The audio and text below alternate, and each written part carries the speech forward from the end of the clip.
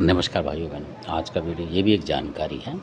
ये कमेंट्स की जानकारी नहीं है, ये वैसे ही जानकारी देता हूँ आपको मैं, जो कि सत्य घटना हुई थी। तो ये भी जानकारी आपके पास होनी चाहिए। तो ये इस तरीके की जानकारी है। और जानकारी देने से पहले मैं अपना नंबर बताता हूँ। 87 यानी कि 8744983429 ये नंबर है। और जैसा मैंने पहले बताया था, ये नंबर मतलब बंद है। और किसी को अगर बात करनी है तो वो खुद रिचार्ज करा सकता है, अगर उसको ज़रूरत है तो ये बात है। तो क्योंकि सवाल पूछना है तो उसको रिचार्ज करना करना होगा। अगर कोई ख़ास सवाल ना हो तो फिर अपने पैसे ख़राब ना करें। धन्यवाद। तो अब जो वीडियो वो इस प्रकार से है कि किसी के साथ मतलब दिक्कत आई घर में, और पैसे देने की बहुत ज़्यादा दिक्कत हो रही थी। उनको बीमारी हो रही थी, जो मियाँ बीवी थे उनको दोनों को ही हो रही थी।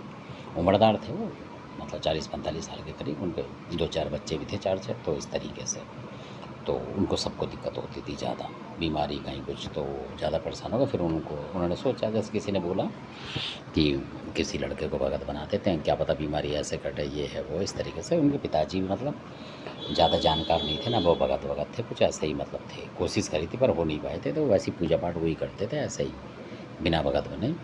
तो इस तरीके की वो बात थी। तो अब होता क्या है कि उन्होंने शादी वादी हो नहीं रही थी, मतलब रिश्ते आते थे चले जाते थे खुद ही। और बहुत ज़्यादा उनके घर में आपस में भाई भाई की भी लड़ाई होती थी इस तरीके से। मतलब देख के लोग कहते थे ये तो मतलब इस तरीके से ही हैं लड़के। तो अब क्या होता है, और पैसे की दिक्कत और ये सारी बातें हो रही थी, पर उनकी समझ में नहीं आ रही थी कि ऐसा क्यों हो रहा है। और जबकि उनके पिताजी बहुत शरीफ आदमी थे, मतलब तो पर समझ में नहीं आ रहा था कहानी। तो उन्होंने फिर भगत बनाने के चक्कर में लगे। तो फिर उन्होंने सोचा, पर उन्होंने एक अच्छी बात ये करी कि उन्होंने उससे पहले ही सोचा कि भाई किसी को दिखा दें यार, कुछ भगत बना जाए, कोई उल्टा सुल्टा कुछ गड़बड़ कर जाए। क्योंकि बनाने वाले आते हैं वो तो अपने देवता चलाएंगे कोई सा भी, और जो भी रोग दोग है कई बार अंदर रह जाता तो वो निकालते नहीं हैं। कोई जितनी बात बताई उतना करते हैं वो।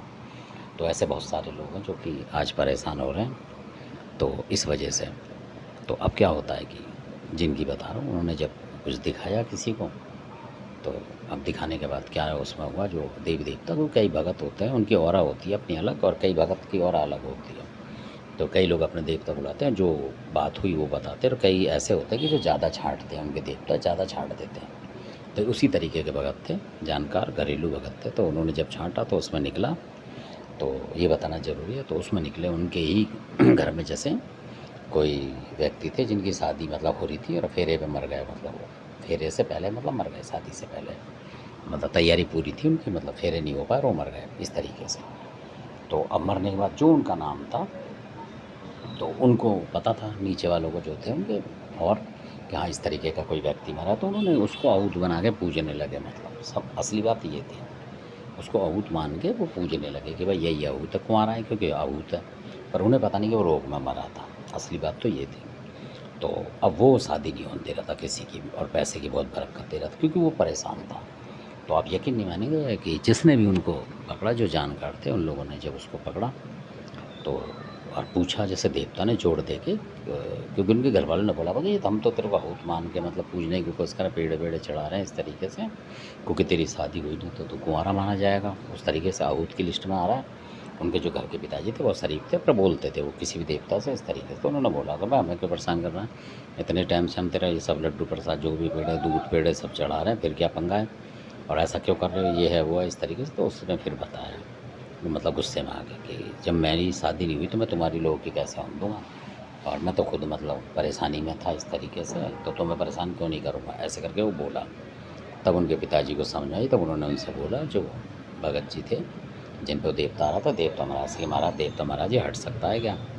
तो हट सकता है तो भाई इसको तो हटाओ, हम तो पूजना बंद करेंगे। वही पिताजी ने ही पूजा था उस टाइम तक, मतलब लौंग धूप से नहीं, वैसे ही पेड़ा वेड़ा रख देते थे, जैसे कहीं श्राद्ध हुआ कहीं कुछ हुआ इस तरीके से, अमावस पूर्णमासी में उनके नाम का बना के चढ़ा देते थे, क्योंकि वो लौंग धूप वाली पूजा नहीं करते थे उस घर में।